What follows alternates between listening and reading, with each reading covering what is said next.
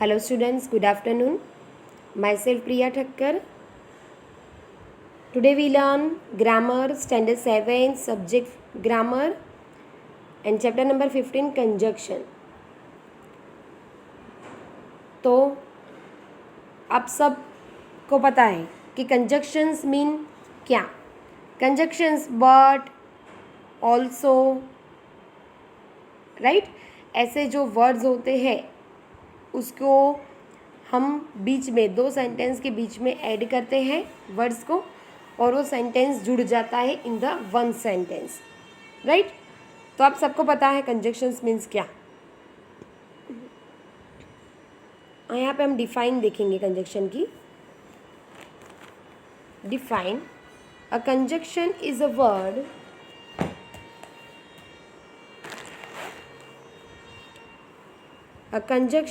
is a word that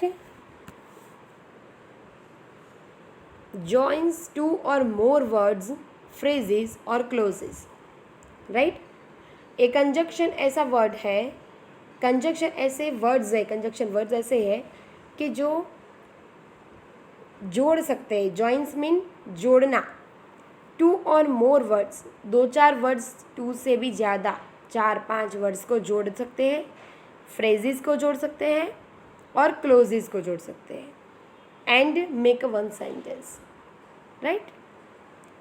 so coordinating conjunctions. तो आज हम उसका प्रकार देखेंगे, kind of conjunctions. Coordinating conjunctions में क्या आता है? Read this sentences and note the highlighted conjunctions. See sentences हमको पढ़ना है और हाईलाइटेड, दैट मीन्स कि ब्लू कलर से जो वर्ड को हाईलाइट किया गया है, ऐसे वर्ड को कंजक्शन बोलते हैं, वो हमको समझा रहे हैं, राइट?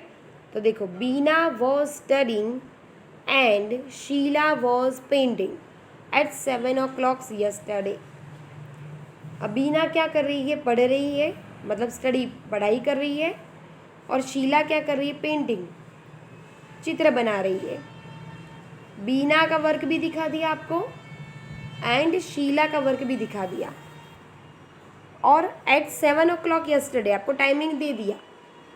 कौन से टाइम पे? तो 7 o'clock yesterday, right? The weather was warm so we decided to go for a swim. Weather कैसा है? वार्म, मतलब गर्म है। तो हम क्या करने जाएंगे? क्या डिसाइड किया? तो हमने तो डिसाइड किया कि हम लोग स्विमिंग के लिए जाएंगे, बराबर? तो ये वी डिसाइडेड, हमने कर लिया है डिसाइड। क्या कहाँ जाने का? स्विमिंग जाने का, स्विम।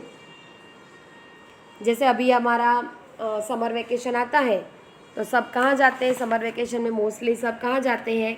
तो गार्डन में जाते हैं, है ना? फिर स्विमिंग करने जाते हैं। स्विमिंग में बहुत, स्विमिंग का तो वेकेशन में ही हो जाता है, आप सब जाते होंगे, है ना? बट अभी का हमारा वेकेशन सबका इतना अच्छा नहीं गया, किसी का भी। जैसे आपका भी नहीं गया, हमारा भी नहीं गया, नहीं, क्योंकि ये वेकेशन में क्या आ गया? कोरोना आ गया। तो कोरोना के कारण वेकेशन में कोई एंजॉय नहीं कर पाया, ना ही बच्चे खेल पाए, ना ही कोई एक्स्ट्रा एक्टिविटी कर पाए, ना ही कोई गार्डन में घूमने जा पाए। पूरा समर बस घर में एसी करके बैठा रहना पड़ा सबको, है ना? और जिसके घर में एसी होगा वो एसी करके बैठे होंगे, बाकी के घर पे बेचारे ऐसे एसी नहीं होगा तो ऐसे ही घर पे, मतलब आपको घर पे ही क्लोज होके रहना पड़ा, बंद। बस कोरोना है, बाहर तो जाना नहीं, और घर में बैठे भर गर्मी में सबको गरम गरम सब पीना पड़ा, है ना? पिया होगा सबने, राइट? क्या पिया होगा? काढ़ा, गरम गरम काढ़ा पिया सबने। फिर गरम गरम पानी पियो, दिन में 3 बार गरम पानी पियो, इतनी गर्मी में। किसी किसी को कैसा होता है पता है? गर्मी में ये जो गर्मियों की सीज़न होती है ना, उसमें ऑलरेडी उनको फुंसी वगैरह निकलता है, एजी, मतलब एलर्जी जैसा निकल जाता है स्किन पे। अब सोचो, कोरोना की वजह से उन लोगों को ये काढ़ा पीना पड़ता होगा तो उनको कैसी हालत होगी। सब समझ रहे हम लोग, है ना? आप भी समझ रहे हो, मैं भी समझ रही हूँ कि हाँ, ये पोजीशन हो रही है सबकी।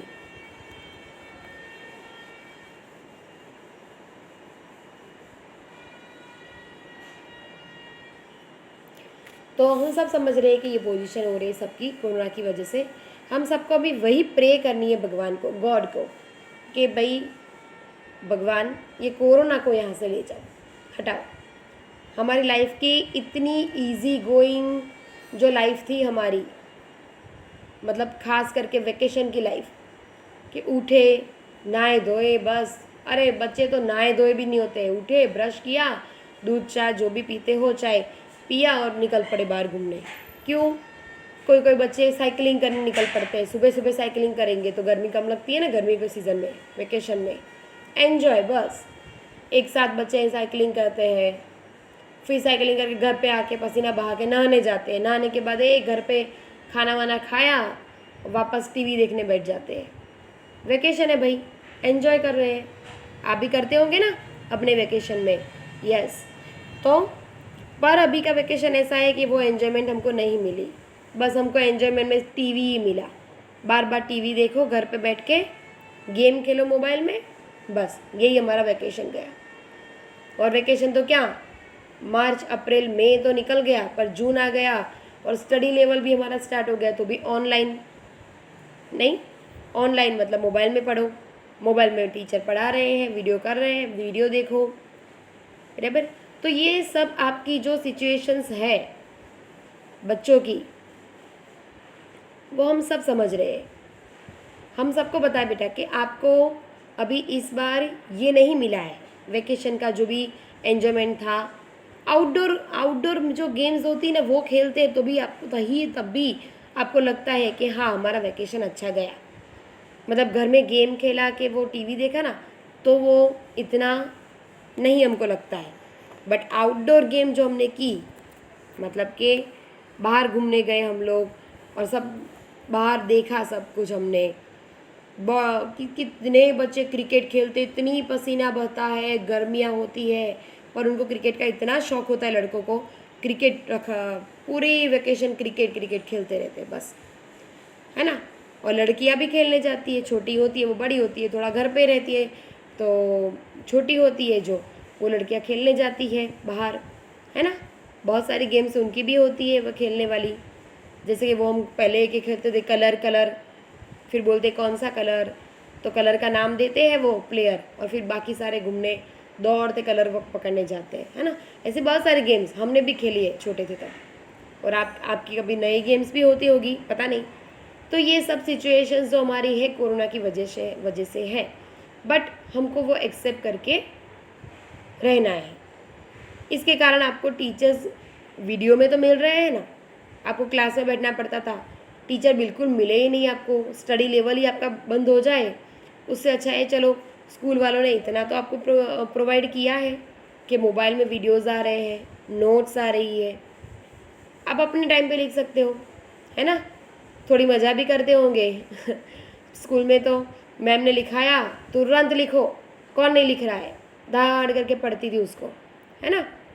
और यहाँ पे मैम ने भेज दिया मोबाइल में, अभी नहीं लिख रहा है तो दोपहर को लिखेगा बच्चा, दोपहर को नहीं लिखेगा तो शाम को लिखेगा, शाम को खेलने जाता है, मतलब खेलता है, घर पे खेलता है क्या, तो फिर थोड़ा अंदर बाहर गली में निकलता है, तो शाम के बाद रात को आके लिखेगा।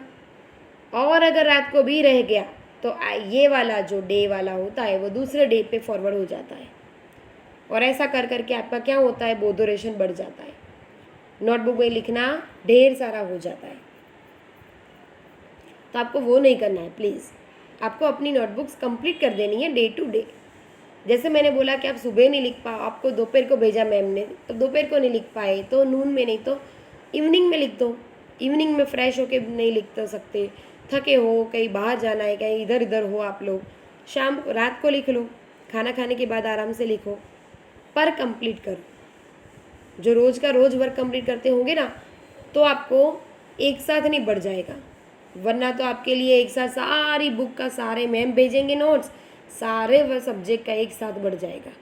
और फिर बच्चा क्या करेगा, सारी बुक अपने सामने रख के बैठ ही जाएगा, अरे यार किसका लिखूँ, कितना लिखूँ, है ना। तो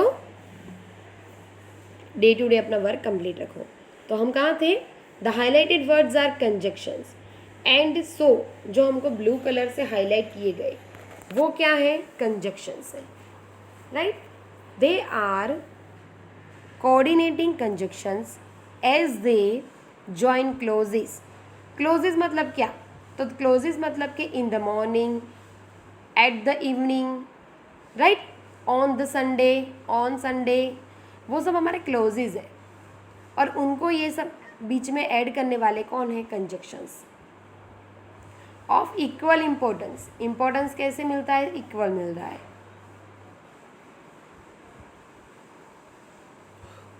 इन the above sentences Beena was studying and Sheela was painting. दोनों वर्क कर रही है, बीना भी वर्क कर रही है और शीला भी वर्क कर रही है. बीना कर रही है पढ़ाई और शीला कर रही है पेंटिंग, मतलब चित्र का काम. 7 o'clock yesterday, टाइम क्या है, सेम, राइट. क्लोज कौन सा है हमारा, 7 o'clock yesterday, and that is the same for both. बराबर, दोनों के लिए टाइम सेम दिया है. Are clauses which are joined by the conjunction and, तो उन दोनों को हमने एंड से ज्वाइन किया. क्लोजेज हमको दिया गया है perfect, 7 o'clock yesterday. No will be change. Okay. This are 7 coordinating conjunctions. हमको 7 कोऑर्डिनेटिंग कंजक्शन दिए हैं, जैसे कि for, and, nor, but, or, yet and all and so, sorry and so. This coordinating conjunctions are of different types. ये हमारे जो conjunctions हैं वो अलग अलग टाइप के हैं. कोऑर्डिनेटिंग कंजक्शंस ऑफ कॉन्ट्रास्ट, यहाँ पे कॉन्ट्रास्ट के दिए गए हैं. तो एग्जाम्पल देखो, Rita's proposal was not accepted but she was not depressed. मतलब रीटा का जो प्रपोजल था वो एक्सेप्ट किया गया नहीं, पर शी वॉज नॉट डिप्रेस्ड. फिर भी, बट मतलब फिर भी, बट पर वो डिप्रेस्ड हुई नहीं हुई. क्यों नहीं हुई, बोल्ड थी वो. उसमें क्या, ये प्रपोजल आज एक्सेप्ट नहीं हुआ तो क्या हुआ, बाद में हो जाएगा, है ना. तो ये है बट जो हमारा contrast. Nitin worked really hard for his exams yet he didn't score well. उसे बहुत मेहनत की अपने एग्ज़ाम के लिए, फिर भी वो स्कोर अच्छा बना पाया नहीं, मतलब मार्क्स अच्छे बने नहीं, मिले नहीं. The third point is coordinating conjunction of addition. अब यहाँ पे हमको एडिशन, तो देखो, addition of a fact or statement to another. Example, Zaira plays chess and her sister plays cricket. अब यहाँ पे हमको क्या दिया है, एडिशन. एडिशन दैट मीन्स क्या, तो जो दो सिस्टम, दो सेंटेंस की दो सिचुएशंस जो है उनको ऐड करना है, दोनों को प्लस करना है. प्लस दैट मीन्स ऐड करना है. जायरा प्लेज चेस, जायरा चले चेस प्ले कर रही है, खेल रही है. हर सिस्टर क्या कर रही है, तो क्रिकेट खेल रही है. तो दोनों एक्शन को, दोनों सिचुएशन को हमको ऐड करना है. तो बीच में क्या रखेंगे हम, एंड रखा तो दोनों सिचुएशन हमको मिल गई. Lara likes to eat fruits and Sara likes to eat vegetables. Easy. Lara को क्या पसंद है, फ्रूट्स पसंद है, एंड सारा को वेजिटेबल्स. अब बोथ सिचुएशन को हमको ऐड करना है कंजक्शन से, तो वो भी हम एंड से करेंगे, right. See, a clause is a group of words with its own subject and finite verb. Clause क्या है, तो ग्रुप ऑफ वर्ड्स है, विथ इट्स ओन सब्जेक्ट, उसके अपने सब्जेक्ट और फिनिट वर्ब का ग्रुप है उसका. देखो, इट कैन बी मेन और एन इंडिपेंडेंट क्लोज और अ सबऑर्डिनेट और डिपेंडेंट क्लोज. मतलब इंडिपेंडेंट क्लोज और डिपेंडेंट क्लोज दो प्रकार के आते हैं. इंडिपेंडेंट क्लोज बोला जाता है और सबऑर्डिनेट किसको बोला जाता है? डिपेंडेंट को। अगर डिपेंडेंट है डिपेंडेंट क्लोज तो उसका दूसरा नाम है subordinate. Okay, which depends on the main clause to convey a complete thought. See, we have a holiday today, main clause, बराबर। ये क्या है? We have a holiday today. Now Ragini did not go to school today because she is unwell. Ragini आज school नहीं गई है, क्यों? क्योंकि उसको तबीयत ठीक नहीं है। तो रागिनी टुडे वो मेन क्लोज है, बराबर, रागिनी टुडे तक का। बिकॉज अनवेल वो क्या है? Subordinate, right. तो बिकॉज करके आपको जो सेंटेंस में ऐड किया जाता है वो आपके लिए क्या बनेगा? Subordinate close. Now see here, coordinating conjunctions of reasoning. Now what is reasoning? Coordinating conjunction of reasoning show that one statement or fact is inferred from another. Example देखेंगे हम। नैना is confident of winning the debate competition। बोल रहे हैं कि Naina is confident of winning the debate competition for she has prepared well, बराबर। नैना अपनी winning debate competition के लिए क्या है? वो कॉन्फिडेंट है कि मुझे आता ही है, मैं कर पाऊंगी। For she has prepared well, क्यों कॉन्फिडेंट है? बिकॉज मेहनत अच्छी की है। अगर आपकी एग्ज़ाम है, आपने मेहनत की है, जैसे मैथ्स की एग्ज़ाम है, yes I am confident I will get 90 up marks from 100। क्यों आप ऐसा बोलोगे? Because you are confident. आपने वो चैप्टर्स, जो 4 चैप्टर आने वाले हैं, सपोज 1 2 5 3 3 5, तो वो आपने अच्छे से कंप्लीट किए हैं, अच्छे से प्रैक्टिस की है, फॉर्मूलाज जो है वो अच्छे से लर्न किए हैं। आपको कहीं भी कोई भी क्वेरी इस चैप्टर में नहीं है, राइट। तो आप अच्छे से बोल सकते हो ना कि हाँ, आई एम कॉन्फिडेंट कि मुझे 90 अब मार्क्स मिलेंगे। और मैथ्स है, वैसे तो मैथ्स में कहीं से भी कुछ भी सम रखा जाता है, but your practice is best, है ना। Your hard work is best, so that you can decide it that I will get 90 अब मार्क्स, राइट। सेकेंड एग्जाम्पल दिया है, he did not return the library books on time so he had to pay a fine.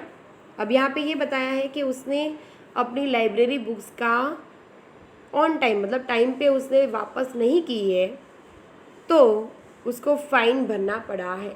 तो वो तो obvious है, अगर आपकी जो रिस्पॉन्सिबिलिटी है वो आपने नहीं निभाई है तो आपको फ़ाइन तो करना ही पड़ेगा, तो फ़ाइन भरना पड़ेगा। और फ़ाइन जो भी फ़ाइन रखते हैं, लाइब्रेरी में बुक जमा नहीं कराई है तो वो जो भी फ़ाइन होगा 5 रुपीज़ पर डे, सो आपको पे करना पड़ेगा। That because you are not responsible, right. तो रीजनिंग, यहाँ पे रीज़न दिखाया जाता है। हार्डवर्क किया है, सो फॉर हार्डवर्क किया है इसीलिए वो अब ऐसा बोल रही है कि आई एम अ कॉन्फिडेंट। और यहाँ पे उसने बुक्स नहीं दी है, दैट इज अ रीज़न कि उसको फाइन भरना पड़ेगा। Now exercise we will be see in the next video. Today I want to ask 2 question, right.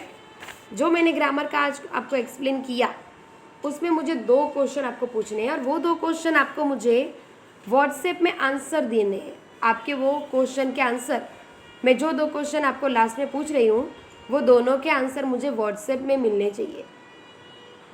Personal आप मुझे वो आंसर भेजोगे, पर्सनल मेरे नंबर पे, पर्सनल व्हाट्सएप नंबर पे, राइट।